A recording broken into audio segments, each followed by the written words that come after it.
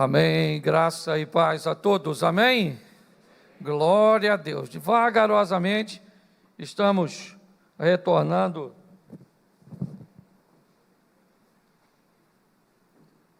à normalidade. É álcool, estou passando tanto álcool na mão, que eu acordei de manhã hoje, a mão estava tremendo.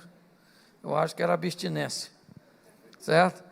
Então, nós ainda estamos com todo cuidado, mas agradecemos a todos vocês que aqui estão e aqueles que nos acompanham aí por nossas redes sociais. Nós ainda estamos aí com uma frequência limitada e com todos os cuidados, possíveis para garantir a segurança de todos. Bom, gente, eu quero fazer uma reflexão com vocês, e nós temos aí visto nesses últimos meses, eu busquei a falar em algum momento sobre um processo seletivo, uma seleção natural. E eu gostaria de conversar com vocês sobre isso hoje, para termos o cuidado e a maturidade de entendermos tudo aquilo que está acontecendo. As pessoas querem saber se esse é um sinal do fim dos tempos, como se nós já não tivéssemos sinais suficientes para demonstrar todo o cumprimento bíblico e tudo aquilo que Deus tem falado ao longo do tempo. Mas muito mais do que isso, nós vemos nesses últimos meses um processo que eu não me recordo de ver isso no ambiente humano. Eu gosto muito de documentários e assisto muito, minha esposa até às vezes fala comigo sobre isso, de documentários sobre animais. E faz muito tempo que eu tenho observado o processo de seleção natural. Ele acontece todos os dias no ambiente animal. Em algum momento dessa história, às vezes parece que nós, apesar de sermos a coroa da criação, aquele que foi criado para ter a possibilidade de dominar sobre tudo, que Deus criou, Ele confiou ao homem, mas esquecemos que também somos animais, racionais, mas animais. Todos os dias no reino animal, o processo seletivo, ele acontece de uma forma muito clara. Tem muitas pessoas que às vezes observam, por exemplo, um leão devorando uma gazela, às vezes um leopardo, um lince pegando um coelho, e é tão fofinho o coelhinho, poxa, aquela gazelazinha, dá uma pena danada, Mas quando nós olhamos para herbívoros e para carnívoros, nós entendemos que a estrutura foi perfeitamente idealizada. Enquanto uma manada de gnu, por exemplo, no Serengeti, pode ter 1 milhão de indivíduos, alguns grupos de leões, às vezes, não passam nem de 200. O que eles se alimentam, os herbívoros, a erva, o capim e os carnívoros dele. Por que é que tem mais herbívoro do que carnívoro? Porque há necessidade de criar um equilíbrio. Pastor, por que você está dizendo tudo isso? Porque faz muito tempo que nós não vemos isso no ambiente humano, e estamos vendo agora. Todas as manhãs, ou todos os dias, no ambiente animal, alguém está à espreita dos fracos, alguém está à espreita dos feridos, alguém está à espreita dos doentes, alguém está à espreita dos distraídos. No ambiente de seleção natural, sabe-se quem ataca e procura de longe observar o comportamento, o andar, para que possa atacar aquele onde a possibilidade de ter êxito é maior. Nós estamos vivendo, no momento, um processo de seleção natural muito forte, onde somente os que estiverem preparados, os que estiverem atentos, os que tiverem adaptabilidade e força, serão aqueles que vão sobreviver. Empresas que entraram nessa crise fracas, doentes, distraídas, ou qualquer outro adjetivo que queira colocar sobre ela, ela não vai quebrar, ela já quebrou. Muitas pessoas fecharam. A pandemia trouxe problemas familiares e pessoas estão se divorciando. Somente os fracos. Os casamentos e os relacionamentos que já estavam feridos, doentes, distraídos ao longo de todo esse período, inevitavelmente vai sucumbir nesse ambiente de seleção. É assim que funciona. Talvez seja uma novidade para todos nós, e eu concordo com isso. Mas é um processo que acontece de forma natural há muito tempo. Então, quer seja no ambiente financeiro, quer seja no ambiente físico, para lidar com uma doença, nós ficamos e ainda estamos espantados com pessoas que contraem o vírus e logo em seguida morrem do nada, porque sequer eram capazes de saber que o seu sistema imunológico não era forte o suficiente.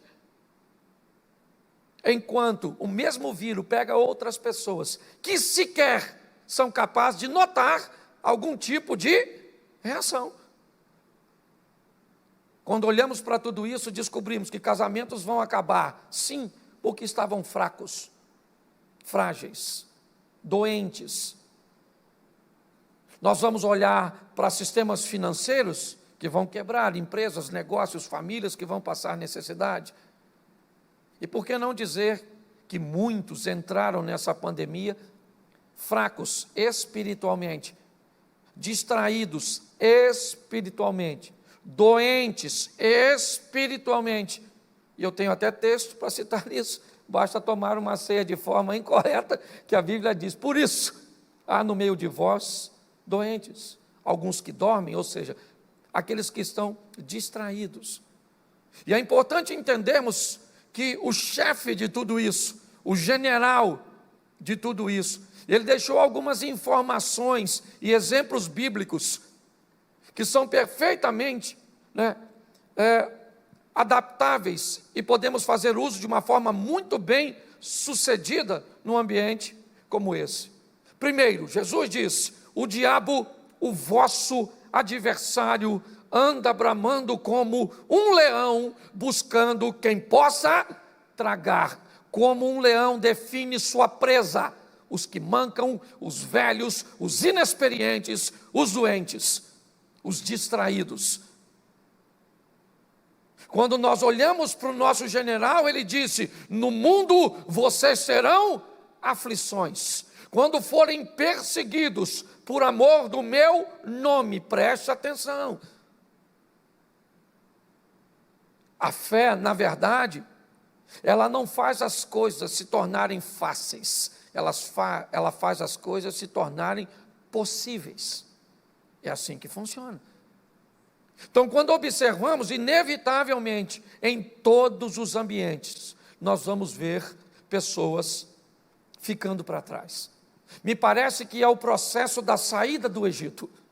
Sabe, aquele povo saía acobertado e amparado por uma nuvem que oferecia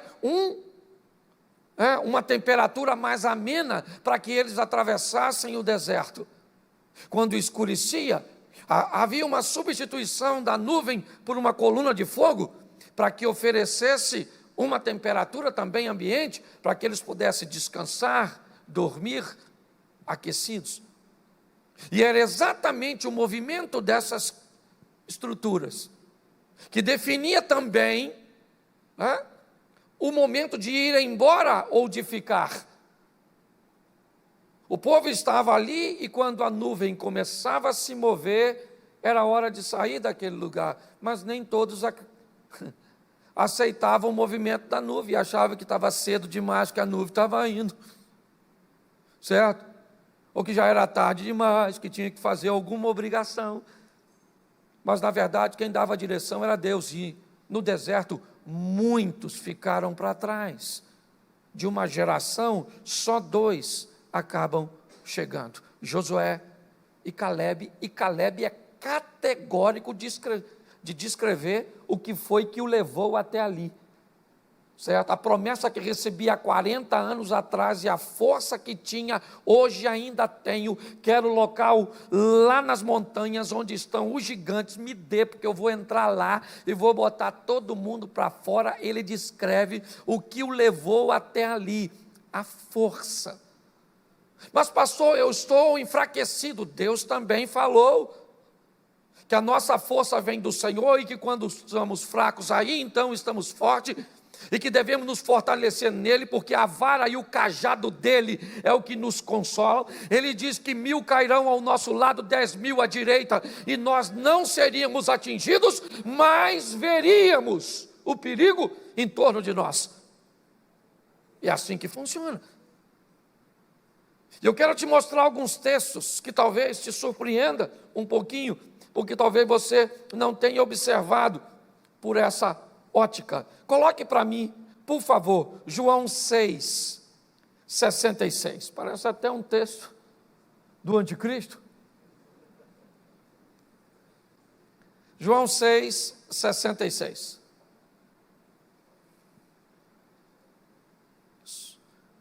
Vamos lá, está aqui na tela. Já foi falado aqui, mas se você baixar o nosso aplicativo, primeiro você vai ficar inteirado de tudo aquilo que vai estar acontecendo, dos acontecimentos de todos os ministérios. Você pode assistir o nosso culto online pelo aplicativo, e vai ficar muito mais fácil para você, porque a versão bíblica do aplicativo, você pode ler a sua Bíblia no aplicativo com essa versão, e isso fica mais fácil, ok? Mas vamos lá. Desde então, muitos dos seus discípulos tornaram para trás e já não andavam com ele. Verso seguinte: então disse Jesus aos 12: quereis vós também retirar-vos? Respondeu-lhe, pois, Simão Pedro: Senhor, para quem iremos nós? Tu tens as palavras de vida eterna. Feche seus olhos. Senhor nosso Deus e Pai, continua falando conosco. Usa-me como um canal de bênção nesta hora, que teu Espírito tenha liberdade de agir, de falar, e que haja sensibilidade em nossos corações. Em nome de Jesus. Amém. Glória a Deus. Amém? Só para você entender, as coisas não estavam andando como alguns esperavam. Algumas coisas estavam saindo das expectativas. E todas as vezes que expectativas não são correspondidas, há uma tendência muito grande a gerar algum nível de frustração. Frustrações, na verdade, são resultados de expectativas que não foram correspondidas. E onde quer que ela aconteça, ela pode criar um grande problema, nesse relacionamento. Quer seja ele familiar, conjugal, espiritual, financeiro. Todas as vezes que uma expectativa não é correspondida, gera algum tipo de frustração. Por isso que eu digo sempre para todos que ainda vão se casar, antes de se casar, busque fazer com a pessoa que despertou interesse em você, faça um alinhamento de expectativas. Busque alinhar as expectativas, para depois você não se frustrar com algo que você queria que o outro fizesse, mas que na verdade ele nunca prometeu que faria. E provavelmente, firmado numa palavra de que para você aquele tipo de assunto, de postura era óbvio, você esqueceu que o que é óbvio para um, nem sempre é óbvio para o outro. Quando nós olhamos, o que vemos? Nós vemos discípulos. Olha bem, gente que estava acostumado a andar com Jesus, mas que não conseguiram permanecer, não conseguiram fazer parte do grupo. Em algum momento eles estavam indo embora, e me parece E os que ficavam estavam olhando com um certo tipo de emoção que despertou a atenção de Jesus. Porque quando eles estão indo embora, Jesus diz assim: vocês não estão afim de ir com eles? E Pedro então toma a palavra e diz: mas quem? Para onde iremos nós? Se só o Senhor tem a palavra de vida. Preste atenção. Pedro não está falando que eles estão errados de ir embora. Não. Pedro poderia dizer assim: Jesus, nós queremos ficar com o Senhor. Não foi nada disso que ele disse. O que Pedro diz é: para onde iremos nós? O que indica que ele está pensando, a fim de ir até que nós estamos. Mas como nós sabemos o que tem aqui com o Senhor, uma vida eterna, nós não vamos para nenhum outro lugar, por pior que se torne o ambiente que nós estamos. Entendeu? Jesus nunca criou uma expectativa equivocada em ninguém. Ele sempre deixou muito claro: quer andar comigo, vai ter que deixar pai, vai ter que deixar mãe, vai ter, certo? Que me colocar como prioridade. É assim que funciona. E isso é apenas para os fortes e não para os fracos. Deixa eu mostrar um outro texto que vale a pena nós olharmos. Mateus, capítulo 11, versículo de número 7. Mateus 11, 7. E partindo eles, começou Jesus a dizer às turbas a respeito de João, e ele pergunta assim: que foste ver no deserto? Uma cana agitada pelo vento? Sim. O que foste ver? Um homem ricamente vestido? Os que se trajam ricamente, estão nas casas dos reis. Mas então, o que foste ver? Um profeta? Sim. Vos digo eu, e muito mais que um profeta, porque este é de quem está escrito: eis que adiante da tua face envio o meu anjo, que preparará diante de ti o teu caminho. Em verdade vos digo que entre os que de mulher têm nascido, não apareceu alguém maior do que João Batista, mas aquele que é menor no reino de Deus é maior do que ele. Preste atenção, João está preso, e alguns discípulos vão ver Jesus, e me parece que a expectativa desses discípulos é que a mensagem de Jesus seja um pouco mais branda do que a de João, porque João era muito incisivo, era muito forte, era muito veemente. E quando esses homens veem João preso, e diga-se de passagem, João era primo legítimo de Jesus, segundo grau, mas era primo, e cá convenhamos, provavelmente muitos teriam a expectativa de que se tu é primo de Jesus, e tu foi preso injustamente, Jesus vai lá. Tu não ia pensar nisso, Cid? Pensa aí, Diogo. Tu vai em Cana e Jesus é teu parente. Tu manda um zap e fala: Jesus, poxa, simularam aqui um negócio, uma maluca adúltera me colocou aqui, e estão querendo cortar meu pescoço. Sim ou não? Ainda bem que João não tinha essa expectativa, senão teria desviado. O cara é primo de Jesus, nunca deu carteirada em ninguém. A Bíblia diz que nascido de mulher, quem falou foi o próprio Jesus, nascido de mulher, ninguém foi maior que João. E a Bíblia também diz que o cara que foi maior, nascido de mulher e pisou nessa terra, nunca fez nenhum sinal, só teve um compromisso intenso com a verdade. Olha que coisa maravilhosa. Mas o que eu quero que você entenda é o seguinte, é que eles vão procurar em Jesus uma mensagem um pouco mais branda, e Jesus disse: quem vocês foram ver no deserto? Uma cana agitada pelo vento? É isso? Alguém que vai para lá e para cá e não... É isso? O que vocês estavam procurando lá? Vocês acharam que aqui as coisas serão mais fáceis do que lá? Vocês estão muito enganados. Quando Jesus coloca isso, olha o que diz o verso 12. Põe aí. E desde os dias de João Batista até agora se faz violência ao reino dos céus e pela força se apoderam dele. Pastor, não é graça. Graça é o favor que se recebe de Deus. É verdade, a salvação é pela graça, mas ela não é de graça. Foi pago um preço para que nós fôssemos salvos e precisamos valorizar aquilo que recebemos de Deus. É porque às vezes somos muito incoerentes em algum posicionamento. Por exemplo, se você quer alguém para lhe dar um conselho financeiro, você procuraria alguém falido ou alguém extremamente próspero?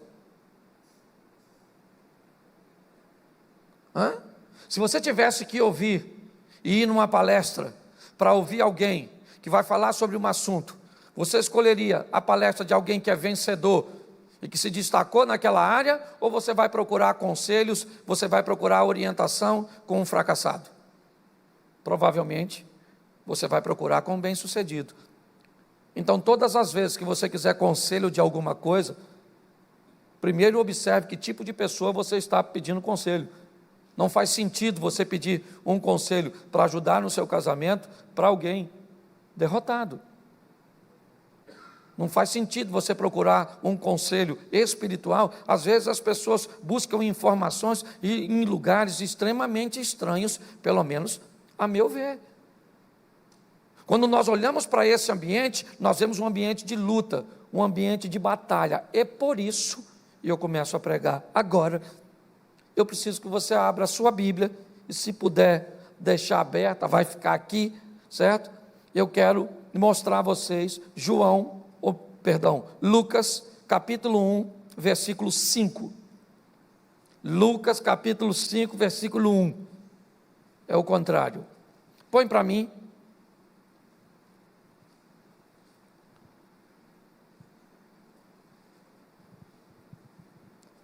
Na ótica de Lucas, apesar de não ser testemunha ocular, não era um dos apóstolos, ele vai narrar, algumas coisas bem detalhadas e com algumas preocupações bem relevantes.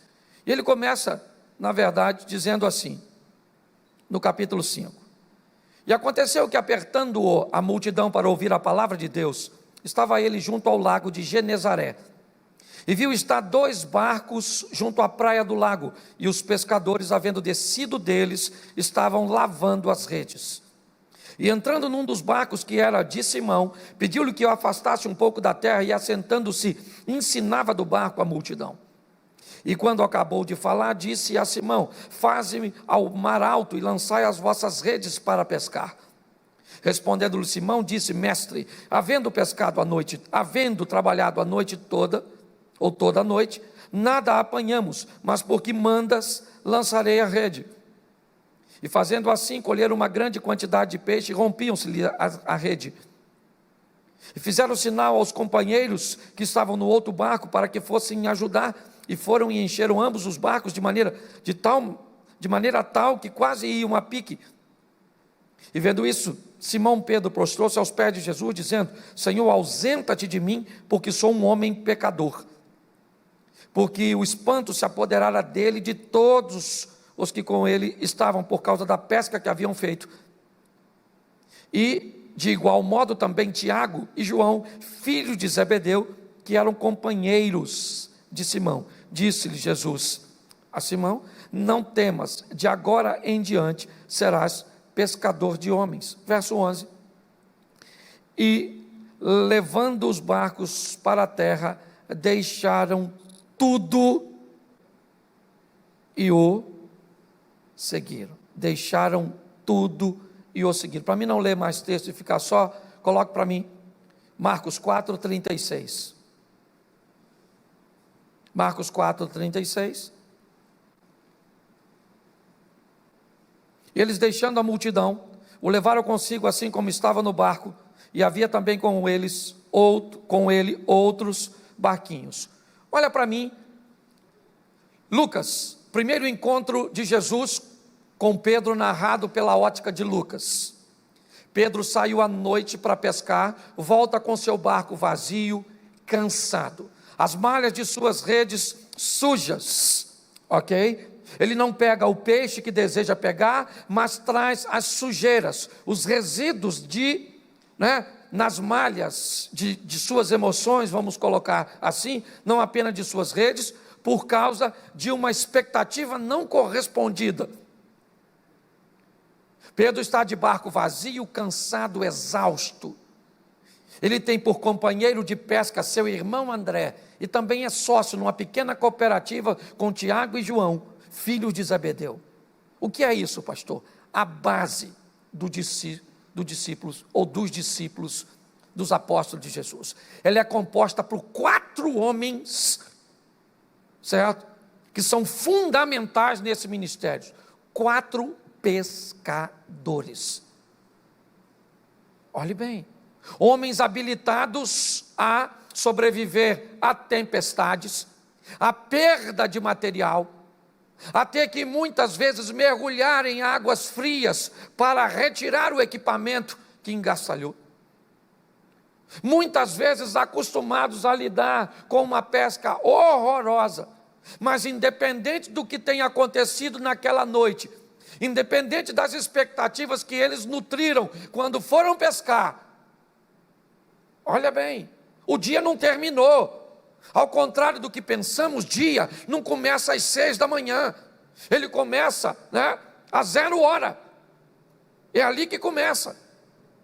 Pedro está voltando para casa, sim, seu barco está vazio, ele fez uma transição possível de um dia anterior para agora. Quem é pescador profissional não sai de dia para pescar, sai de noite, com suas tralhas de pesca e toda a sua estrutura, esperando trazer para casa muito peixe, peixe grande e de boa qualidade. Pedro não pesca nada, ou seja, todas as suas 3 expectativas caíram por terra. Mas que tipo de homem é esse camarada? Ele é o homem que vai chegar na terra, olhar para o seu barco e o que ele vai ver? É uma rede suja. E o que ele faz? Cansado, exausto e talvez frustrado, ele vai lavar suas redes, como diz o texto. Ele vai remover de suas redes toda a sujeira. Por quê? Porque independente do que aconteceu ontem, Pedro vai sair de novo para pescar na próxima noite. Pedro é alguém que não pode se dar o luxo de se abater com um problema, com uma crise, com um caos, com um vírus, com um desemprego, com a crise no casamento, com um filho rebelde. Não. Ele não pode se dar o luxo. O tipo de temperamento, de comportamento desse cara é diferente. Ele vai lavar suas redes, sim, vai lavar para pescar novamente, de novo. E cadê Jesus? Ele não conhece. Talvez ouviu falar de alguém que está por aí, curando, mas essa não é a pegada dele, ele é pescador. Ele não tem muita habilidade para essas coisas, mas ele está lá. Ele tem um barco, ele é um pescador conhecido. Preste atenção. Pedro tem muitas coisas, apesar de não ser um iate, um barco luxuoso, para alguém ter um barco, e fazer parte de uma sociedade, uma pequena cooperativa de pesca, naquela época, já era considerado alguém bem-sucedido, ainda mais sobre todo aquele tributo e sobre toda aquela pressão romana. E eu quero só lembrar você que esse cara, ele é bem-sucedido e ainda não anda com Jesus. A manifestação do véu se romper para que fosse quebrada essa questão do sacerdócio, ela ainda não aconteceu. E Pedro é alguém que está vencendo porque é alguém forte o suficiente para superar as suas frustrações, para romper.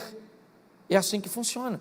E é lá que esse camarada está, vivendo tudo isso. E lembre-se, tinha 2 barcos. Lembre-se no texto que eu provoquei de Marcos, capítulo 4, onde havia com ele outros barquinhos. Lembre no último texto que lemos, que eles, para seguir Jesus, deixaram a multidão. E quem é que estava? Pedro. Lembre-se no texto né, que lemos aqui de Lucas, que eles deixando tudo, o seguiram. Tudo o seguiram. A perspectiva de Pedro, nessa ocasião, é a mesma da maioria dos crentes. Quando Jesus faz um milagre e que eles voltam com o barco cheio, o que Pedro diz a Jesus? Senhor, ausenta-te de mim, porque eu sou um homem pecador, e o Senhor é um homem santo. Muito obrigado, o meu dia nem tinha terminado, e eu achei que ia voltar para casa com o barco vazio, e o meu barco está...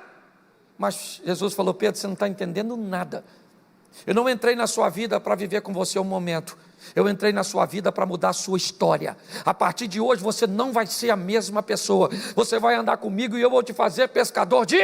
Nós vamos para uma nova fase de vida, Pedro. E por que eu, Senhor? Tanto barco para o Senhor entrar. Pois é, querido. Porque eu preciso de gente forte. Eu preciso de gente que até entenda que na sua fraqueza eu manifesto a minha força.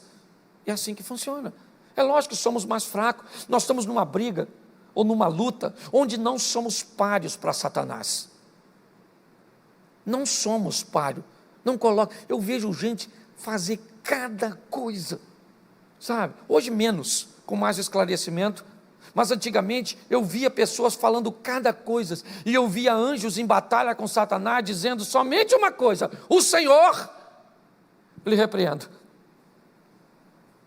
Então nessa batalha nós somos o mais fraco, mas nós temos ao nosso lado o mais forte, e é assim que funciona.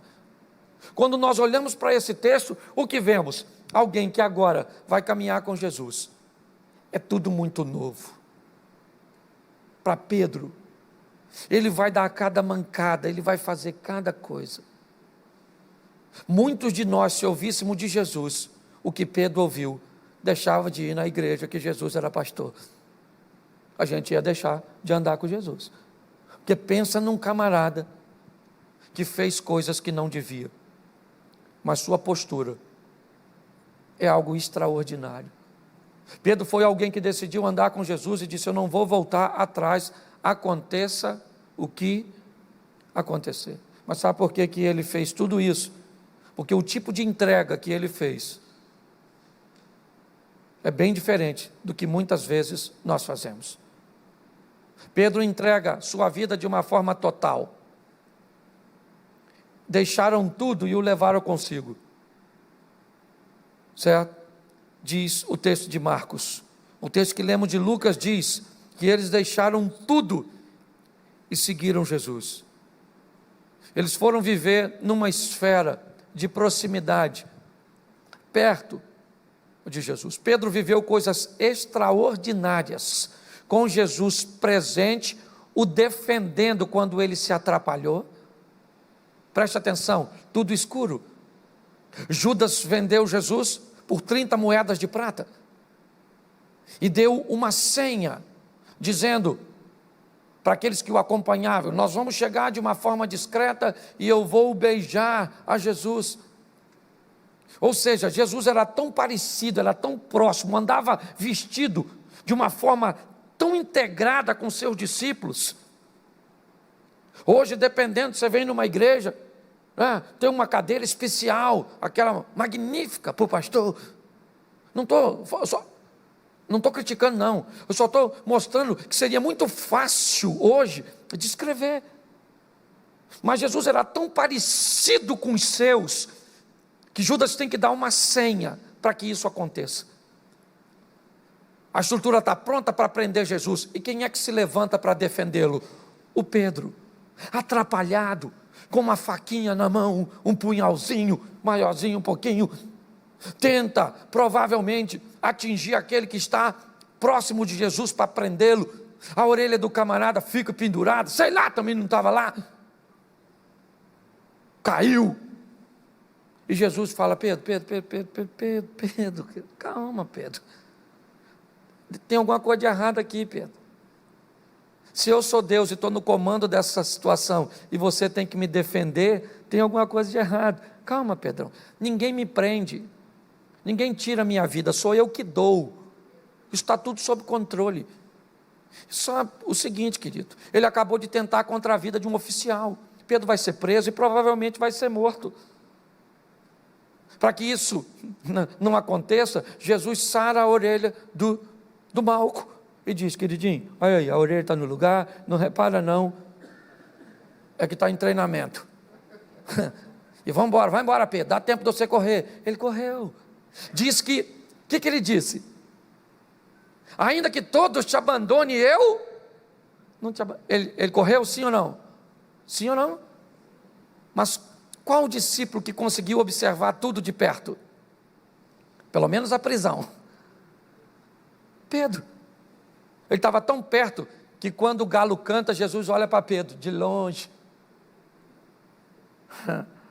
Se fosse nós, pensa: ah, Pedro, te pego, irmão. Galinha de casa não se corre atrás. Não. Provavelmente Jesus olhou para Pedro e disse: Pedro, está difícil para você, está difícil para mim, mas fica tranquilo, porque eles me matam hoje, mas domingo eu estou de volta. Preste atenção. Alguém que conseguiu se manter firme, forte, constante, era esse camarada. Quando nós olhamos para a história dele, o que vemos é alguém apto para lidar com situações. Eu imagino, Jesus está perguntando às pessoas quem ele era. As pessoas estão confusas, comparando a Elias, a Jeremias, a um dos profetas. Eles estão bem confusos no que diz respeito a isso. Quando de repente, Jesus olha para Pedro e diz: e você, Pedro, quem você diz que eu sou? E Pedro diz: o Senhor é o Cristo, o Filho do Deus vivo. Jesus falou: Pedro, você... Mas essa resposta foi extraordinária, Pedro, porque não foi você que respondeu, foi o Espírito do meu Pai.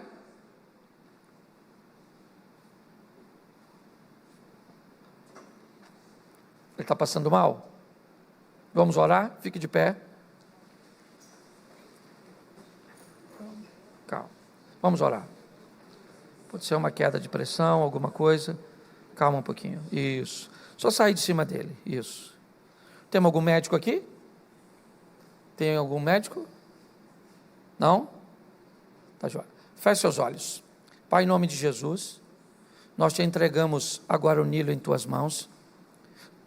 Nós repreendemos tudo aquilo que não provém de ti. Ministramos saúde sobre a vida dele. Em nome de Jesus, regulariza a sua pressão. Em nome de Jesus, ó Pai, age. Em nome de Jesus, em nome de Jesus, Senhor, dá saúde ao teu filho neste momento. Toma o seu sistema nervoso agora e normaliza, ó Pai, o corpo do teu filho, em nome de Jesus, em nome de Jesus. A igreja pode dizer amém? Amém. Glória a Deus. Isso, provavelmente teve uma queda de pressão. Pode sentar, está melhor um pouquinho, está jóia. Glória a Deus.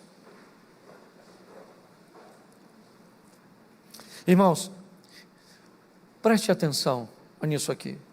É muito importante nós entendermos essa situação. Isso. Leva ele lá na sala, coloca no ar. Nós precisamos entender uma coisa. Nós estamos vivendo um ambiente de pressão, é verdade. Mas a decisão de estar de pé e de estar com Deus, ela é nossa. Quando olhamos para a história de Pedro, o que vemos foi alguém que decidiu tomar uma decisão e não voltar atrás. Mas foi muito difícil para ele, em muitas situações.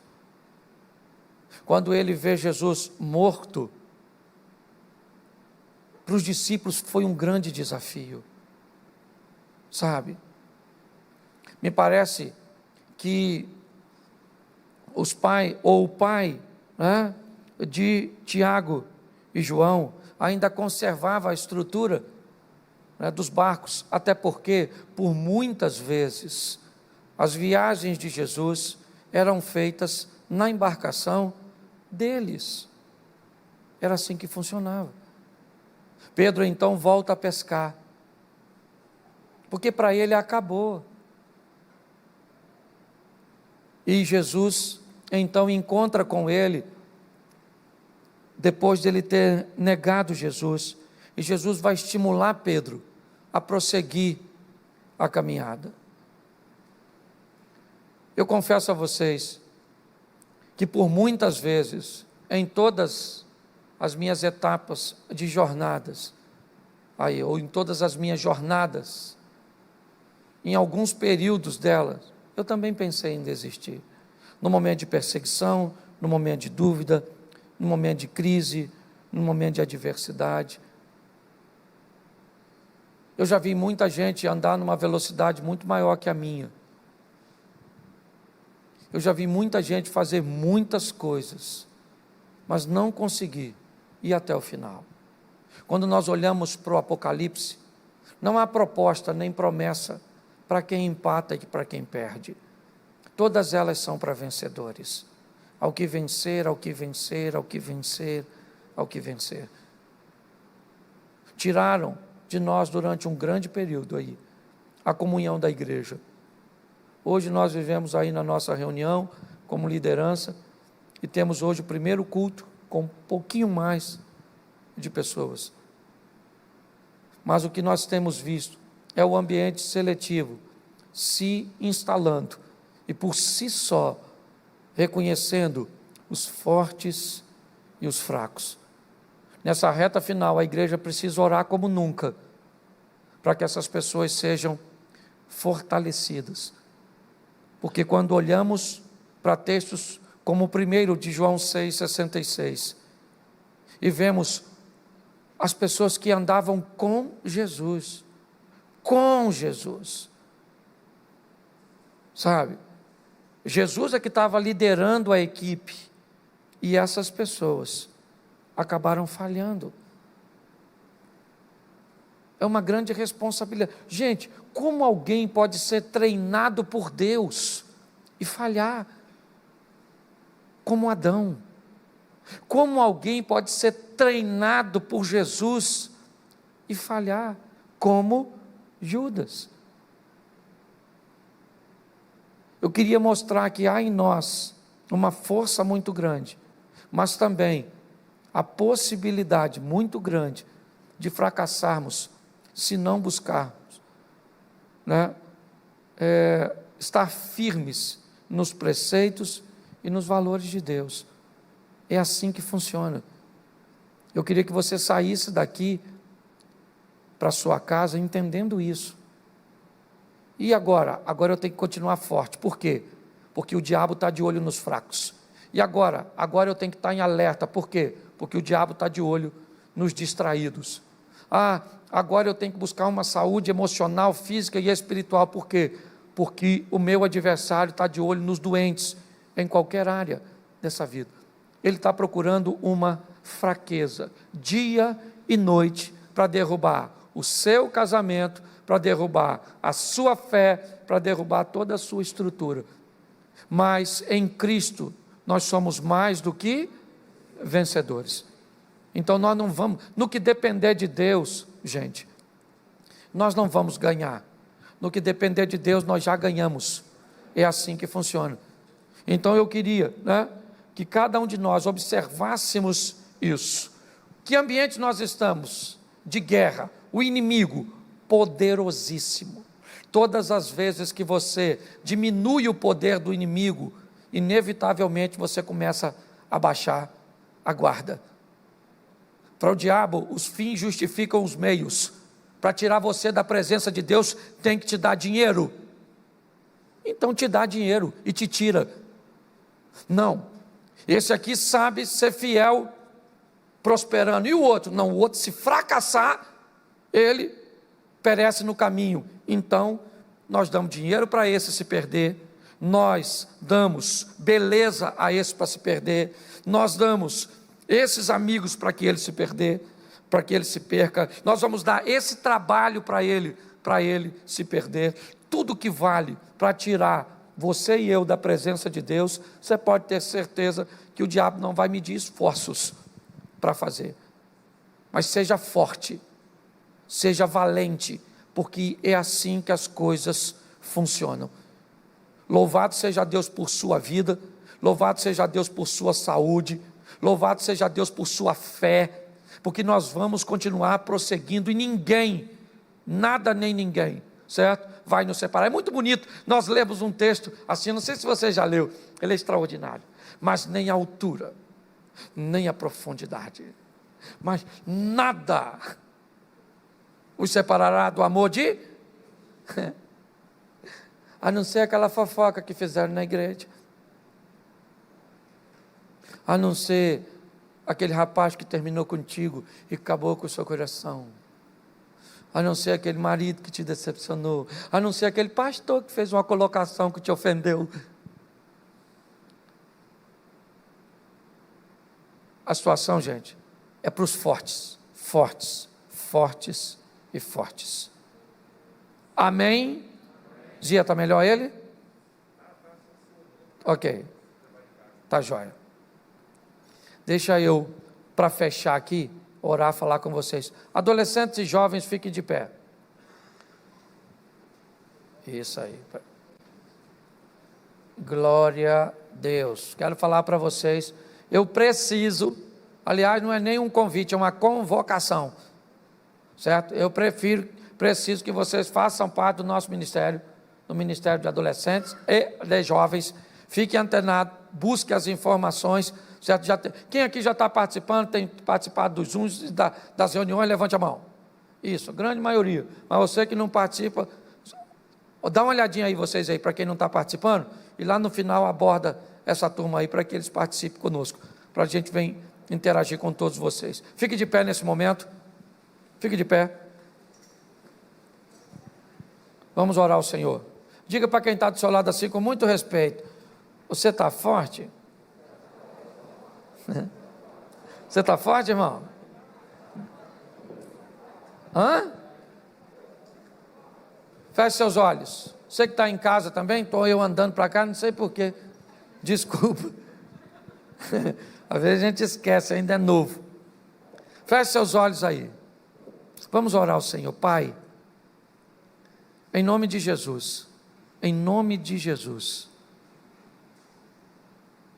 eu quero entregar ao Senhor a nossa mente, mais uma vez, a nossa vida, que não venhamos reter nada, mas entregar tudo, deixar tudo para te seguir.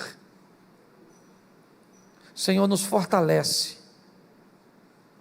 nos capacita, nos orienta, em nome de Jesus, ó Deus, que as tuas boas mãos poderosas possam estar nos auxiliando, ó Deus, que não venhamos esmorecer nessa caminhada, por maior que seja a adversidade, a crise, o problema, o levantar do inimigo, nós veremos a tua mão forte e poderosa, agindo em favor da nossa vida, da nossa família, do nosso ministério, dos nossos negócios. Estamos iniciando uma semana hoje, Pai, e que seja uma semana de vitória, seja uma semana de conquista, seja uma semana de boas notícias, de bons resultados.